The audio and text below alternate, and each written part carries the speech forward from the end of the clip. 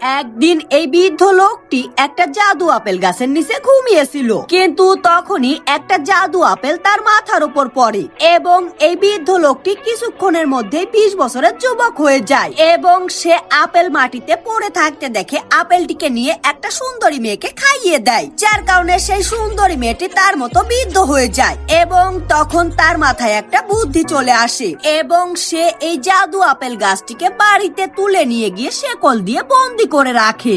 এরপর সে শহরের সব ধনী মহিলাদের কাছ থেকে অনেক টাকা নিয়ে তাদেরকে জাদু আপেল দিয়ে সুন্দরী বানিয়ে দেয়। এরপর সে এই সুন্দরী মহিলাদেরকে মাটির নিচে একটা ঘরের মধ্যে সারাদিন বন্দি করে রাখে এবং এই পাজি লোকটি সুন্দরী মেয়েদের খাবারের লোভ দেখিয়ে তাদের সঙ্গে মজা করতে থাকে। তবে এই সব মেয়েদের মধ্যে সেই মেয়েটিও ছিল যাকে এই পাজি লোকটি আপেল খাইয়ে বৃদ্ধ বানিয়েছিল এবং এই মেয়েটি জাদু আপেল গাছের বিষয়ে সবকিছু জানতো।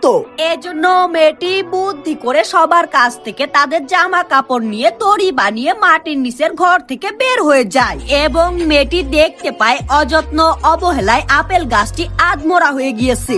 এজন্য মেয়েটি পানি দিয়ে আপেল গাছটিকে আবার জীবন্ত বানিয়ে দেয়। এরপর সে আপেল গাছের নিচে পড়ে থাকা আপেল নিয়ে গিয়ে পাজি লোকটিকে খাইয়ে দেয়, যার কারণে পাজি লোকটি আবারও বৃদ্ধ হয়ে যায়। এরপর সব মেয়েগুলো মিলে এই পাজি বৃদ্ধ লোকটিকে ধরে আপেল গাছটির নিচে দিয়ে আসে এবং তখন এই আপেল গাছটি তার শেকড় দিয়ে পাজি বৃদ্ধ লোকটিকে চেপে ধরে।